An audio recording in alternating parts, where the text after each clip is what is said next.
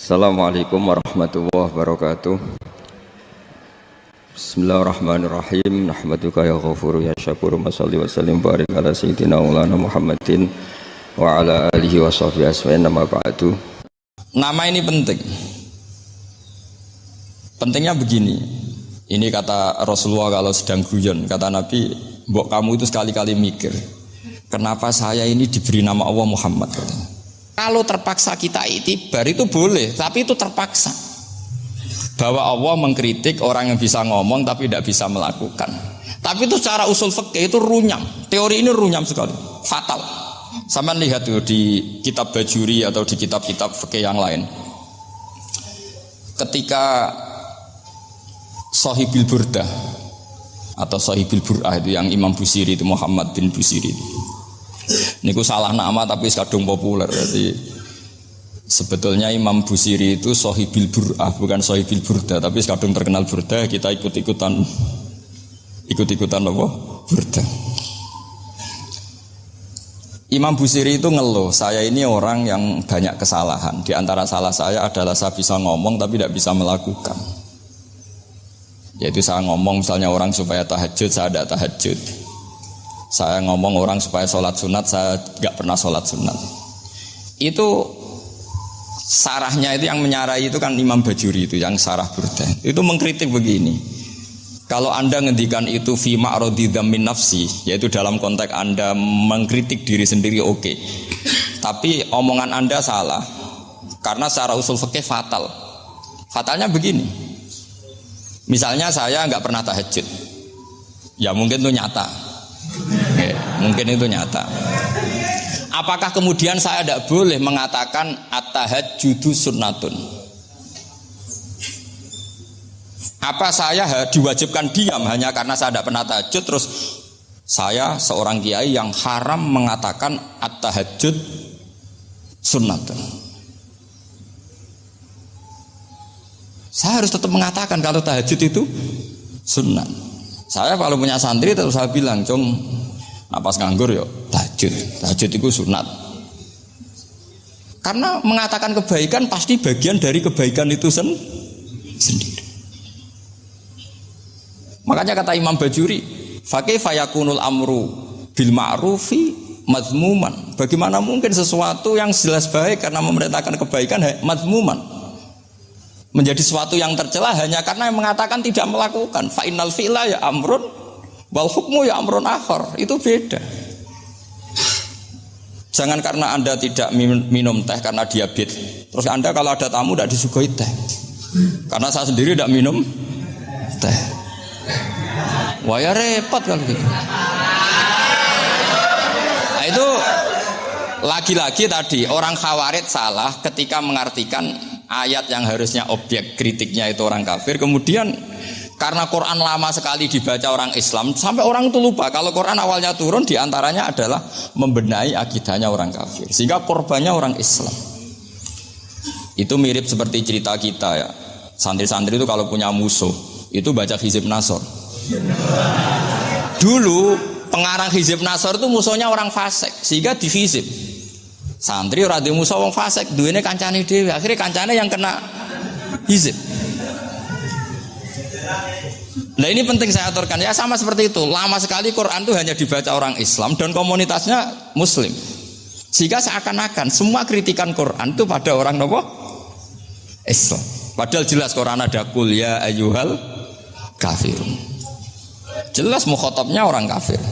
Sadaqata lakum dinukum waliyadin. Nah ini penting kalau aturakan. Makanya kalau melihat itu, Quran jelas bisa difahami orang kafir. Bahkan banyak orang kafir yang menjadi Muslim karena faham maknanya apa? Faham maknanya Quran. Itu jelas sekali. Itu masyhur sekali dialeknya Nabi dengan Walid bin Mughirah, dengan Utbah, dengan banyak sekali termasuk dengan Abu Jahal, dengan Abu Lahab. Bahkan orang-orang kafir Quraisy itu menyewa namanya Musailamah Al-Kadzab. Kalau di sini umumnya baca Musailamah apa Musailimah? Trennya di sini. Pakai fathah ya. Itu entah ya, nggak tahu saya yang masalah yang mana itu kan, karena memang kalau dalam ilmu riwayat itu sekali salah baca itu kasus betul, kayak Sa'id bin Musayyab atau Sa'id bin Musayyib itu ketika beliau sugeng itu kalau dipanggil Sa'id bin Musayyib itu marah besar. Karena maknanya Sa'id al-Musayyib itu yang ditawan. Makanya beliau bilang sayyabatni Irak wa anal Musayyib. Orang Irak mengatakan saya ini ditawan. Sebenarnya saya yang menawan mereka. Tapi al-Masyhur itu dibaca Sa'id bin Musayyib. Padahal dia tidak mau dipanggil Sa'id bin Musayyib. Sa'id bin Musayyib. Karena nama ini penting. Pentingnya begini. Ini kata Rasulullah kalau sedang guyon. Kata Nabi, mbok kamu itu sekali-kali mikir, kenapa saya ini diberi nama Allah Muhammad? Katanya. Ini hadis sahih di Bukhari ada di Kitabul Adab. Banyak lah tag ini. Kenapa ya Rasulullah? Allah itu senang bingung wong kafir kata Rasulullah. Karena Abu Jahal kalau manggil saya jadi bingung. Itu kalau orang Arab kan pasti tahu maknanya. Muhammad maknanya orang yang terpuji. Sehingga kalau Abu Lahab ngomong itu jadi paradok. Hei orang yang terpuji, kamu bohong. Kan jadi aneh. Ya Muhammad kadzabta. Hei Muhammad kamu bohong. Kalau diterjemahkan hei orang terpuji, kamu bohong. Itu akhirnya sahabat tertawa-tawa. Karena cek pinter ya pangeran milih nama kamu ya Rasulullah. Karena ini bingungkan musuh itu. Makanya kalau kamu udah anak kiai, itu anak kamu panggil namakan saja Agus. Pasti satu pondok manggil Gus semua. Itu aman itu. Oh itu mbok yang nggak seneng tetap panggil Gus. Karena kalau untuk Gus putra kiai kan butuh di bapak kiai kan bapak kadung ra kiai gitu kan. Itu ada triknya, yaitu anaknya dinamain Agus. Nah, itu Rasulullah itu sudah dipilih sedemikian rupa oleh Allah. Perilakunya benar, ahwalnya benar, sak namanya juga benar. Sehingga ketika Abu Jahal Abu Lahab tahu bahwa nama Muhammad ini problem karena ini madh. Madh itu memuji. Sehingga mereka kalau mencari Muhammad itu bilang ainal madmum, mana orang yang tercela. Terus orang-orang Quraisy tidak paham, kamu nyari siapa? Akhirnya mereka bilang, ana atlubu Muhammad dan saya cari Muhammad. Akhirnya bilang Muhammad lagi. Nah, itu. Nah, Quran juga main di ranah nama. Sehingga Abu Jahal itu namanya kan Abul Hakam. Orang Islam dari awal memanggil Abu Jahal. Karena kalau sampai kita manggil Abul Hakam, kita akan mengalami paradok. Ya Abul Hakam, hei bapak dari semua kebijakan, kamu begini kan kacau. Makanya itu dari sini orang nggak boleh salah apa? Salah nama. Ini penting kalau aturakan karena kadang menganalisis Quran itu satu bilisanin Arabi mubin kata Imam Syafi'i wa innahu latanzilu rabbil alamin nazala bihir rohul amin ala qalbika litakuna minal mudhirin bilisanin Arabi mubin. Di antara kata Imam Syafi'i ini di antara aturan pokok memahami Quran adalah dia malian bil arabiyah. Dia sangat-sangat menguasai bahasa Arab. Itu masyhur dalam dialek Imam Syafi'i ini. Saman kalau ngaji takrib atau Fathul Mu'in, syarat sahnya tayamum lil musafir itu apa? Tolabul ma. Mencari apa? Air. Sampai kalau di takrib dicontohkan. Kalau di tempat atas nyari ke bawah, kalau ke bawah nyari ke atas. Imam Syafi'i ditanya, "Kaifa taqulu bi syartit tolab?" Bagaimana Anda berpendapat bahwa tolabul ma itu wajib untuk menjadi sahnya tayamum? Terus Imam Syafi'i faqara'a falam tajidu ma'an. Kamu pergi, kemudian falam tajidu ma'an, kamu tidak menemukan air. Terus Imam Syafi'i mengatakan la yuqalu liman lam yatlub lam yajid wa innama yuqalu lam ya'rif katanya. Orang yang enggak pernah mencari itu tidak bisa dikatakan lam yajid, tidak menemukan. Kalau belum mencari namanya tidak tahu. Padahal Quran bilang kamu pergi kemudian kamu tidak menemukan air. Tidak menemukan itu berarti harus mencari dulu baru dikatakan lam yajid, tidak menemukan. Kalau tidak pernah mencari namanya tidak tahu. Hanya gitu tok itu jadi ilmu bahwa tolabul ma itu wajib karena Allah mengatakan falam tajidu ma la yuqalu liman lam yatlub lam yajid wa innama yuqalu lam ya'rif. Orang dikatakan tidak menemukan berarti setelah mencari kemudian kesimpulannya tidak menemukan. Kalau belum mencari namanya apa?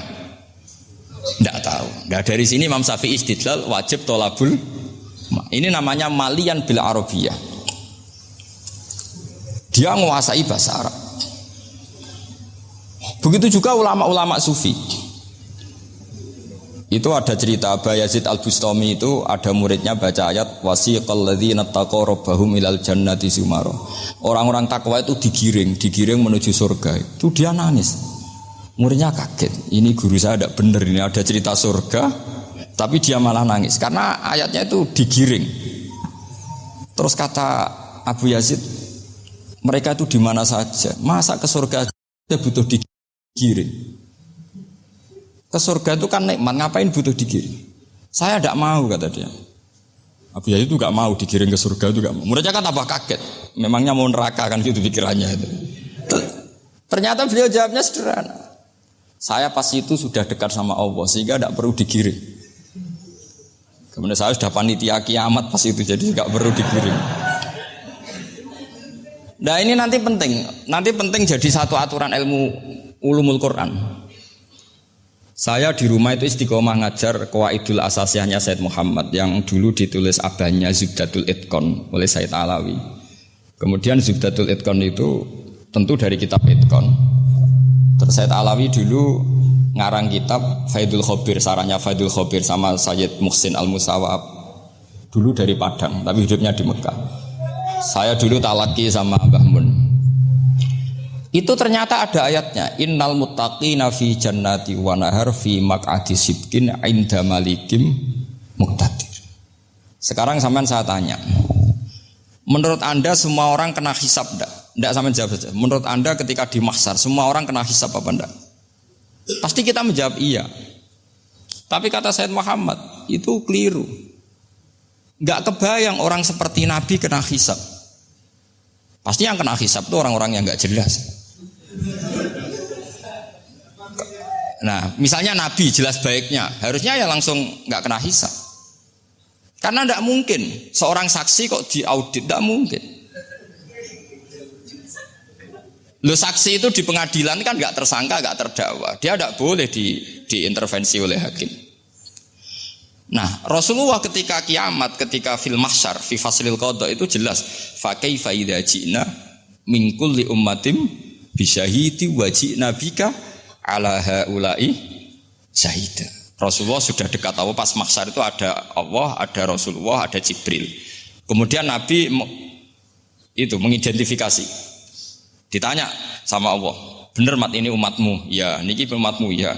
Kalau yang enggak jelas ya Nabi lama jawabnya. Makanya kamu jangan jadi orang enggak jelas. Nah, itu kalau sekali enggak jelas itu Nabi lama sekali jawab. Nah, artinya begini, yang kena hisab itu meskipun kata Said Muhammad, meskipun Dhahirul Quran itu menetapkan asbata umumal hisab, tapi zahirnya Quran yang sama juga menafikan hisab. Itu karena nggak mungkin, nggak kebayang kita malaikat berani menghisab afdalul khalqi. Sama bisa bayangkan malaikat mengaudit Rasulullah SAW. Ahabbal khalqi ilallah. Pencil kok mencet ya. Wong jajar Allah kabeh dinten audit sudah indah. Fa kaifa idza ji'na min kulli ummatin bisyahidi wa ji'na bika ala haula'i syahida. Lalu mungkar nakir juga sama. Sampean bisa bayangkan mungkar nakir tanya Nabi Muhammad.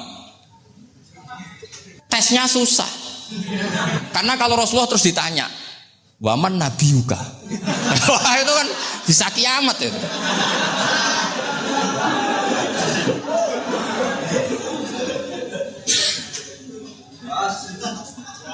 Paham ya?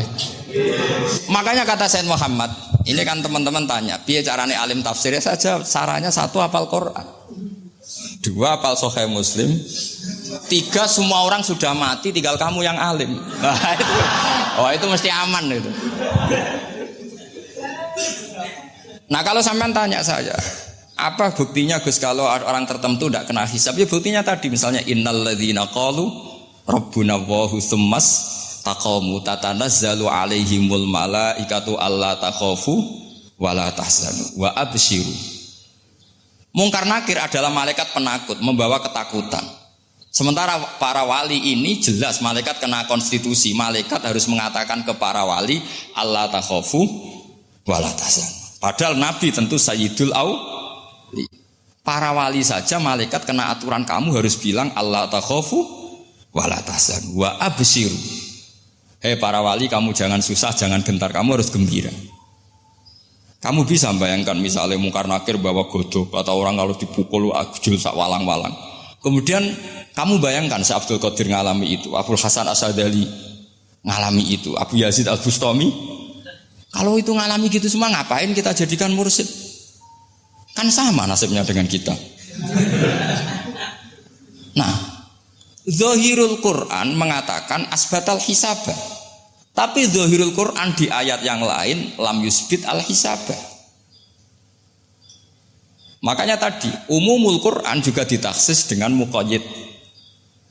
Yang mutlak ditaksis dengan yang muqayyad. Yang mujmal ya sama seperti itu, aturannya seperti itu, ditafsil sama yang mufassal. Sama orang kafir yang jelas, sampean bisa bayangkan malaikat ngaudit Fir'aun. Cek kurang penggawean nih. Jelas eleke kok di audit. Misalnya Abu Lahab di audit, oh malaikatnya celaka mencit. Berarti dia gak percaya sama pernyataan Tuhan tabat yada Abi Lahab. Malaikat kok ngaudit Abu Lahab. Mungkin Gusti kula ceke. Nak menawi wonten apike. Lho ki ora tau ngaji Quran tapi wong ayate tabat yada kok cek dicek. Nah, yang seperti ini masuknya kategori ulaikal ladzina satruse mereka yang kafir bi ayati rabbihim wa liqaihi fahabitos a'maluhum fala nuqimu lahum yaumal qiyamati wasna. Jadi ada orang-orang kafir yang jelas kena aturan fala nuqimu lahum yaumal qiyamati wasna. Jelas kafirnya ya gak kena hisab, yang jelas nabinya, jelas wasinya juga gak kena hisab. Yang kena kita di tengah-tengah. Tapi ilmu itu ikut mainstream karena semua orang bilang ada hisab ya kita ikut-ikutan bilang, ya sudah gitu saja. Tapi kalau aslinya rapati percaya. Umumnya uang gerono mati ditalkin ya kita melok-melokan nalkin. Tapi kalau kadang ya gak kebayang. Piye nak wali-wali ditalkin. Makanya ada di dunia wali itu ada cerita Rabi'ah Adawiyah itu termasuk keramat beliau itu. Kalau Imam Sibawi kan dalam cerita wali kan ditanya marbuka ngapunten niku man mausul napa istifham. Wah itu malaikatnya ndak pernah khataman alfiyah kan repot. Kalau Rabi'ah Adawiyah lebih parah lagi itu beliau tuh nangis sekeras-kerasnya. Nangis terisak-isak, dia tersiksa. Ya Allah, engkau itu zat yang paling saya kenali dan harusnya semua makhluk itu kenal engkau. Tapi ini hamba engkau tanya engkau itu siapa? Itu kan ini orang aneh kata gitu. Karena Allah itu adharud dzahir kata sampai Imam Sibawi silakan a'raful ma'arif. Jadi wong ora ora wis geblek tenan dari Imam Sibawi. Imam Sibawi kan atas nama dia pakar nahwu pertama mengatakan dhamir paling makrifat di antara 6 isim makrifat paling makrifat itu dhamir. Tapi meskipun gitu a'raful ma'arif Allah. Yang paling makrifat dari sekian isim makrifat itu Allah. Artinya satu nama yang orang harus kenal semua. Makanya di antara keramat beliau ketika ditanya, wong kok ora tau ngaji fikih men ngaji nahwu wae. Gak tahu dia ngaji carane sesuci, carane iddah to gak tahu ngaji nahwu. Terus dia tanya, "Bima fa'ala rabbuka?" Lalu Allah memperlakukan kamu gimana? Terus kata Imam Sibawi, "Ghafaroli." Allah mengampuni saya karena saya orang yang mengatakan Allahu a'raful ma'arif. Ini penting kalau aturakan. Jadi makanya kalau sampean tanya caranya ilmu alim gimana? Ya satu tadi, kalau sampean masih banyak orang hidup, syaratnya kamu harus hafal Quran, hafal hadis, hafal sekian ribu hadis, hafal sekian ulumul Quran. Itu kalau masih banyak orang hidup. Kalau sudah kamu sendiri hidup, ya sudah. Pokoknya isokulhu ya salim sendiri kan nggak ada saingannya itu.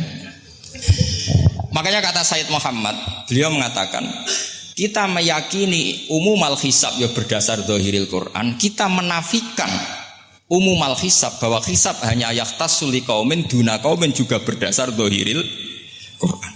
Kita percaya semua mayat ditanya mungkar nangkir ya berdasar zahiril ahadis. Kita tidak mengumumkan teks ini juga berdasar zahiril ahadis. Karena malaikat mungkar nangkir juga malaikat. Berarti dia kena aturan kalau ketemu para wali Allah takhafu wala tahzan. Faham sih belum maksudnya? Ini penting kalau aturakan. Jadi Makanya aspeknya sampean bisa memulai kalau ingin jadi orang alim tafsir bisa mulai dari yang mudah saja, yang fikih saja. Makanya kata Imam Ghazali, kenapa Mu'tazilah jadi segoblok itu? Karena dia tertipu oleh umumatul Quran, oleh tek-tek umum. Dia tidak tahu mukhassisnya. Padahal setiap ayat umum itu pasti ada mukhassis.